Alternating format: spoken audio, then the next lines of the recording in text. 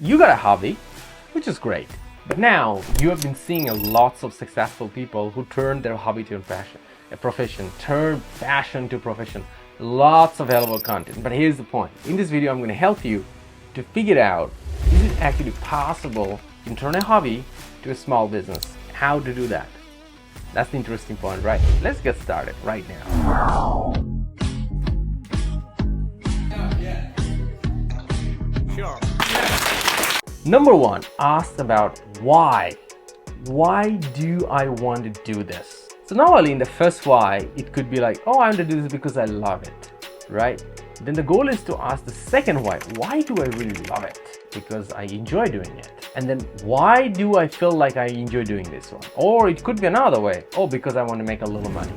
Okay, you want to make a little money. Why do you want to make a little more money? You have a job, right? So asking those 5 to 7 why would be really valuable. So asking the first why and then follow up with the second why, third why, fourth why. And normally in between 4 to 6 are really good sweet spot. Normally we can find out really good why. And it's so much important that we identify a right and good why, because those will be very powerful driver for the rest of the exercise. So if you are ready for this one, get a pen and paper and you can pause this video and you can start doing this exercise right now. All right. Number 2, this question is about how long can you keep doing what you are doing right now? Example, if you are in a job, how long you can keep doing this job, keep doing it right now until you really feel like you need to be in that hobby thing, turn it to a business or professional too. So that is a very important factor too. Is it a 1 year? Is it 6 months? Or is it 2 year? Is it 5 year? Or is it 10 year? That's a very important aspect too, because that timeline will define how long and how fast and how aggressively you should be taking actions to take this forward too. Now number 3 is this one. How much time can you put on this thing per month? So that's the first question, right? The second question is about how much time can you put on this one per week? That's another thing. And the third thing, I'll say, how much can you put on this one in per day? I will tell you it's so much important. The allocating in the whole month doesn't work. I will give you a typical example. I'm writing my book and I allocated the whole month thing. And even I found itself that after 1 month later, I probably was focusing only 2-3 days in writing the book. In the other like 27 days, and I don't write, and I absolutely forgot even the content and the flow I finalized. So every month I was coming in and I was looking into it and I was reframing the whole content, and that takes a lot of time. So goal was supposed to be I should be putting my weekly time even by every 2 days time, so I don't forget the context and I have a drive to finish the book, and then I can move forward and keep editing and keep improving the quality. So that's the lesson learned I have learned. So since then I fixed that problem. Now I see this one. Can I even write even 1 page a day? In a lunch hour, or I'm sitting in a commute on the road, or in the evening, or at the night, or very early morning? Where is that time? But the goal is I'm always working on the prioritizing the priorities and managing the schedule later. So that's my another challenge as well too. For right now, the point I want to say to you is about having this time allocation, even monthly, weekly, and daily, will have the right bandwidth of time allocation, which is very important. Number 4, now this is the thing. What do you love doing?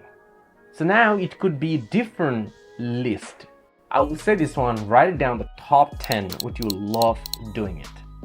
It has to be an action. Like an example, I like to give an advice to my friend on a certain topics. Or I love reading books, or I like playing games. Write it down, all those things, right? Number 5, what are the hobbies do I have? So that should be the next to that top 10 things I love doing it is about, I'm going to list down all the different hobbies. It could be photography, going for a walk, it could be the gyms and so on, right? Write down all the different hobbies right now. It could be even playing games. If somebody said this on playing games, it's my hobby. Somebody can say playing tennis is a hobby too as well. Write down all the hobby. And now the next thing is about write down after each of the hobbies, what is the person become really professional doing that thing. Like an example is a photographer. You have a hobby. Who is the top photographer in your area? Write down that person's name on that column. So now each of those 10 hobbies we have, rate them. How good are you in the scale of 0 to 10? The 10 means somebody make it professional on that hobby. So compare it with the 10 and your level in that one. Probably 2 or 3 or maybe 5 or 7. Who knows? Maybe even you're 8. Write it down on that one too. So now when you're looking all those numbers, this become a very interesting factor already. So now is the time to drop hobbies, and the thing you love doing it is about where there is nobody become professional of doing that thing. There's a high chance it's not possible to become professional on that as well too. Now the goal is, the second thing is about find out what there is a professional, but your level is the lowest. Who are the lowest level? Who are 0? Get rid of them. Who are 1? Get rid of them. 2? Get rid of them. 4? Get rid of them. Do you still have in your list right now left? Okay, so if you still have a 6, get rid of the 5 as well too. So now you still have 6 and you don't have anything. So that means now you have a list of hobbies and you think love doing into it, where you have ready yourself 6 or more.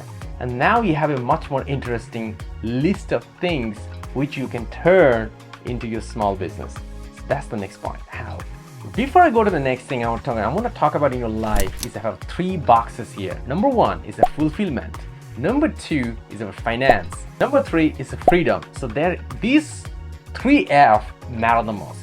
So now all the list we have, always you gotta remember is about, are you getting more fulfilled or are you getting more finance? So now always there's a big trade-off. When we feel more fulfilled about something, it always, most of the time, requires some sacrifice on the finance. And whenever we push more in the finance, we often need to sacrifice something in our fulfillment as well too. So that's the equation I want to tell you right now to remember on this one too. Because if you start a hobby into it and you're right now 4 or 5, but the professionals are so ahead of you, so to become so successful on that one, like him or her, that person on that field, probably that person is very successful financially, so it require to less fulfillment and have to go more push onto that one to go and put more energy, effort to get to the more finance too. But now we can, if you say, no, I'm not gonna go that successful, that much of prize money I want like that person of doing that thing, what I love doing it, but I just keep doing this one because I feel happy. So I will be focusing more on fulfillment. It's your choice. That's the part I say with the 3F formula to remember is about what you wanted to focus and what you want to do. And that's how you're going to play your card into that. All right. So now this is the part. Now we have a list of the things where you are the top rating for yourself on those things you love doing and your hobbies. So now the goal is about building scorecard. So my first session is about pick up the score which you have the highest score and then you turn it to a scorecard. Your scorecard should have a list of the questions where you should be asking. So rather than start to promote and start to doing a lot of sales about those kinds of things and trying to make a business, don't do that. It's a terrible idea to do that. You don't even know which one is the right one. So the very first thing is about, we're gonna get rid of every other work and just do one thing. Take the idea and you write down tens of the questions where basically you want to see the people, do they really see some talent about this, about you? Do they believe about this one? Does it align to your current effort and your brand and so on? Send out the right question and then send out that list of the question regarding that one skills or one hobbies and get their feedback about it, about yourself. What do they feel? The goal of the scorecard is about, without doing any product, any marketing, any business, first to check with the people who love and care about you and really will give you an honest feedback, what they speak about it. So that's the first list to send. Probably 5 to 10 is a good number to do that. And the second list is the person who should be target customer who will be buying that product or services from that item you're working on. Send it to them, the list, and see their feedback into it. So make sure that those people know about you. Otherwise it will be very hard for answer, or probably you need to rephrase the question and make the survey shorter so they can even answer you those questions without even knowing you. So that's the second step of the scorecard. So from this two scorecard, whenever you get the result, the goal is to ever find it out, does this idea, does this hobby, does the thing I love doing it make sense from the perspective the people who really care and love about me?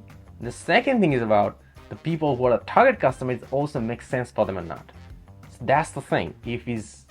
There's a three way I like to make. I will tag it. Actually four. So first is about hell yeah, yes, maybe, no. So very first thing is about if it's a no, I will scrap the idea. If it's maybe, I'll also scrap the idea too. And hell yeah and yes. If it's a hell yeah, probably this is something I will start to work on that immediately. Most of the time it's very hard to get hell yeah. But if it's just a yes, green signal, I'll put it on the sticky note and stick in my wall. Because now I'm not gonna just go all in on that one too. I'm gonna put it on the placeholder in front of me because it will let me think about it. And then I'm gonna move to the second idea, the thing I love doing into it, and also our hobby. And then I turn that another scorecard and I will do the same process of that one too. So with this process, I'm going to complete the whole short list of actions I love doing into it and my hobbies, and I will collect the idea. And then I will do the ultimate decision, this last step. I will see which one has the best possible potential feedback I got from the people I care about and the people who love and could be the right targets of my customer. And then I will start building a product and solutions and start trialing it out with them. And here you go. In this video, I give you total 10 steps where somebody can turn an idea or a hobby to a small business too. How to scale it up, which idea should we invest, I will make another video to explain to you in the future because this video is already long. But now you can use this 10 steps to turn your any hobbies, to test them correctly and turn it to a small business or even a mega business too as well. So I put together a video here which will share with you how I build my entrepreneurship journey. How did I really turn my expertise and research to build a workforce transformation agency to? Go to check the video right now and I will explain you that. So that could give you another perspective how you can turn your expertise and your research or any other leverage you have to turn it out to your own entrepreneurship mission. You want that right? Click the video right now. I'll see you there. All the best. We have some exciting plan for the next week. So don't forget to subscribe so you don't miss that out.